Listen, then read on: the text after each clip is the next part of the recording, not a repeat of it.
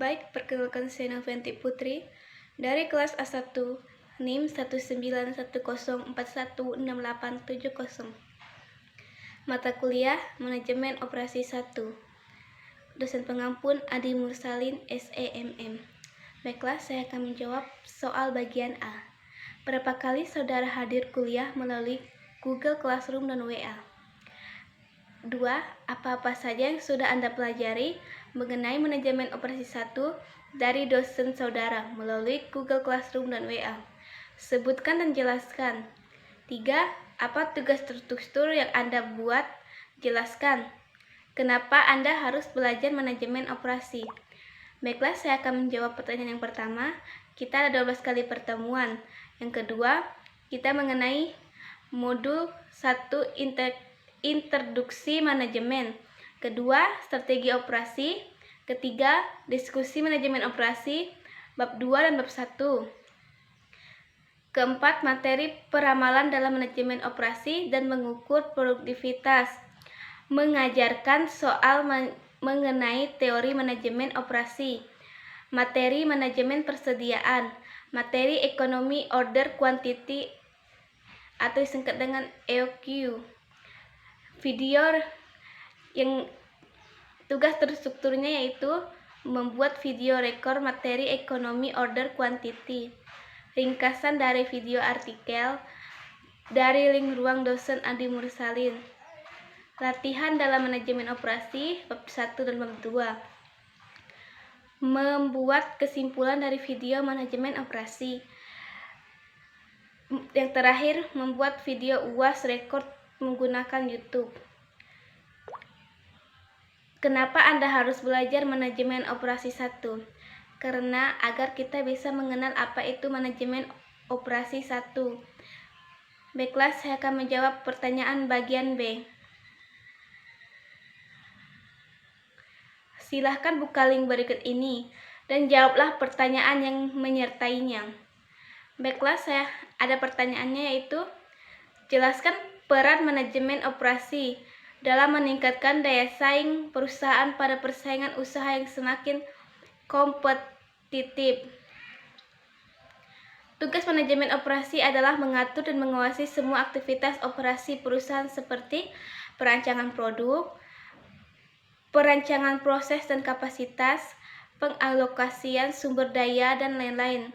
Semakin baik manajemen operasi dalam menjalankan aktivitas-aktivitas di atas, maka akan semakin meningkat daya saing perusahaan sehingga perusahaan tersebut dapat menjadi pesaing utama dalam bidangnya. Kedua, kenapa saat ini Anda kecenderungan industri farmasi atau MNC multinational company melakukan proses manajer atau akuisisi? Kita jawab dengan alasannya untuk memperkuat struktur keuangan, karena industri farmasi memerlukan dana atau modal yang sangat besar untuk penemuan obat baru. Proses penemuan obat baru biasanya membutuhkan waktu 5-20 tahun, dana yang sangat besar. Ketiga, soalnya, apa yang dengan organisasi? Yang dimaksud dengan organisasi adalah kumpulan dari elemen-elemen orang, teknologi, informasi, struktur, dan tujuan untuk melaksanakan usaha-usaha produktifnya. Organisasi adalah orang yang usahanya harus dikoordinasi tersusun dari sejumlah subsistem yang saling berhubungan dan saling bergantung bekerja atas pembagian kerja dan wewenang serta mempunyai tujuan tertentu hendak dicapai. Pertanyaan keempat, sebutkan pentingnya manajemen operasional untuk bidang-bidang fungsional lainnya. Baiklah, saya akan menjawab berkaitan dengan desain operasional pengawasan sisi penawaran. Bagian A, manajemen dapat memahami kemampuan dan keterbatasan produksi atau operasi. B, manajemen keuangan dapat merancang ekspansi kapasitas atau kebutuhan modal, aliran kas, dan lain-lain. C, cara para akuntan dapat menghitung akuntansi biaya, harga pokok pabrik, melakukan auditing dan pengawasan produksi dan persediaan. D. Manajemen personalia dapat mengetahui kompleksitas dan desain pekerja. Training atau keterampilan yang diperlukan secara seleksi karyawan. E. Ahli komputer dan sistem informasi dapat mengembangkan bagian sistem yang diperlukan. Yang kelima soalnya, sebutkan 5 tanggung jawab keputusan utama 5 major decision area di dalam manajemen operasional. Baiklah, saya akan menjawab nomor 5. 1. Proses sangat menentukan apakah perusahaan bisa disurvive atau tidak untung atau rugi.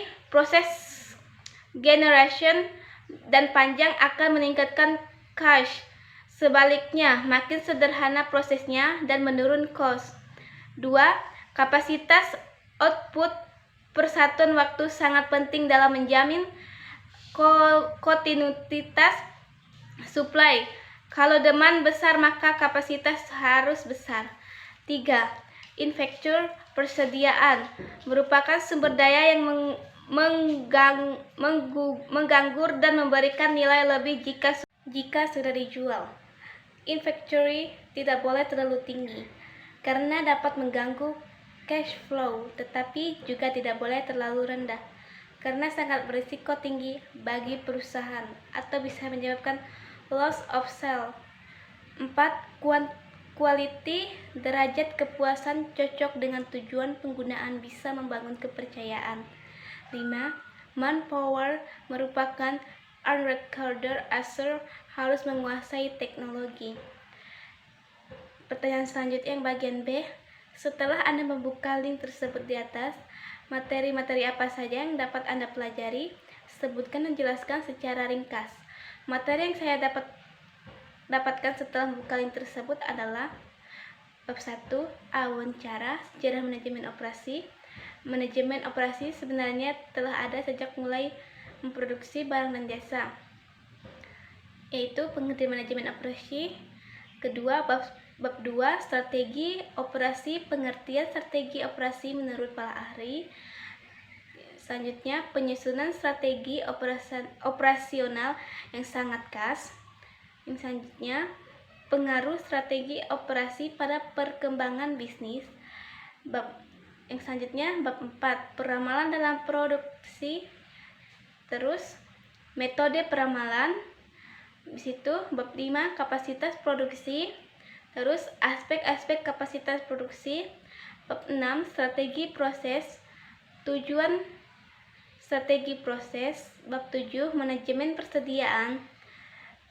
Pendekatan metode manajemen persediaan. Bab 8, analisa keputusan manajemen operasional PT Dirgantara Indonesia. Yang selanjutnya, pertanyaan bagian B. Ada berapa jumlah video yang Anda tonton setelah Anda membuka link tersebut? Video-video yang Anda tonton tersebut berbicara mengenai apa dan siapa pembicaranya, dan manfaat apa yang Anda dapat memperoleh dari menonton video tersebut. Baiklah, saya akan menjawabnya. Saya menonton ada 4 video. Pembicara yang pertama, Budi Hartoso, berbicara mengenai manajemen operasi masuk dalam manajemen fungsi, membahas tentang fungsi esensial dalam menghasilkan produk, dan membahas apa itu manajemen operasi, mengapa belajar manajemen operasi, dan 10 keputusan manajemen operasi, sejarah manajemen operasi. Yang kedua, nama pembicaranya adalah Stephanie Goni, berbicara mengenai manajemen operasi, menjelaskan apa itu manajemen operasi, arti manajemen operasi, aspek-aspek manajemen operasi. Yang ketiga, dari Irmayati Hasan STMM, berbicara mengenai strategi operasi, menjelaskan apa itu strategi operasi, tahap penentuan strategi operasional. Yang keempat, Diah Armeliza, berbicara mengenai peramalan, menjelaskan apakah peramalan itu, pentingnya strategi terhadap peramalan, tujuan langkah dalam sistem peramalan, pendekatan peramalan, peramalan berdasarkan ruang waktu, peramalan dalam sektor waktu. Baiklah, saya akan menjawab pertanyaan yang selanjutnya. Jelaskan apa yang maksud dengan manajemen persediaan. Kenapa manajemen persediaan begitu penting bagi perusahaan? Manajemen persediaan merupakan salah satu bagian dari perusahaan. Bagian tersebut berfungsi untuk menjaga dan mengatur persediaan yang dimiliki perusahaan. Tentunya, manajemen persediaan merupakan bagian penting dari perusahaan, apalagi jika perusahaan tersebut bergerak dalam bidang dagang. Manajemen persediaan membantu mengatur persediaan perusahaan agar tidak kekurangan. Pertanyaan selanjutnya, apakah yang dimaksud dengan just in time? Apa manfaat just in time bagi Anda sebagai mahasiswa dan bagi perusahaan? Just in time atau disingkat dengan JIT adalah suatu sistem produksi yang dirancang untuk mendapatkan kualitas, menekankan biaya, dan mencapai waktu penyerahan seefisien mungkin, dan menghapus seluruh jenis pemborosan yang terdapat dalam proses produksi, sehingga perusahaan mampu menyerahkan produk baik barang maupun jasa sesuai kehendak konsumen tepat waktu. Manfaat just in time bagi mahasiswa, keuntungan just in time yaitu seluruh sistem yang ada dalam perusahaan dapat berjalan lebih efisien. Pabrik mengeluarkan biaya yang lebih sedikit untuk mempekerjakan para stafnya. Barang produksi tidak harus selalu dicek, disimpan, atau direktur kembali. Baiklah, saya akan menjawab pertanyaan yang selanjutnya. Sebutkan dan jelaskan metode-metode peramalan yang dapat digunakan oleh perusahaan. Mengapa peramalan perlu dipelajari oleh mahasiswa yang mengambil mata kuliah manajemen operasional? Metode yang dapat digunakan oleh perusahaan yaitu metode kualitatif. Metode ini lebih menekankan pada keputusan-keputusan hasil diskusi, mendapatkan pribadi seseorang, dan intuisi yang meski kelihatan kurang ilmiah, tetapi dapat memberikan hasil yang baik. Metode ini dibagi menjadi dua, yakni metode eksploritas dan metode normatif.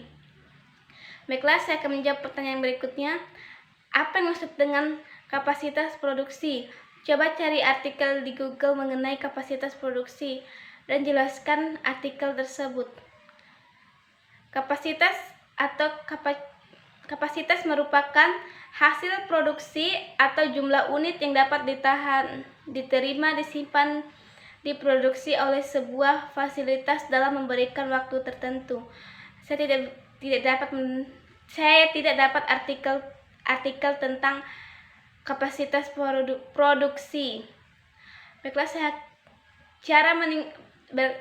akan menjawab pertanyaan berikutnya. Bagaimana cara Anda meningkatkan produktivitas tenaga kerja karyawan di perusahaan yang Anda pimpin?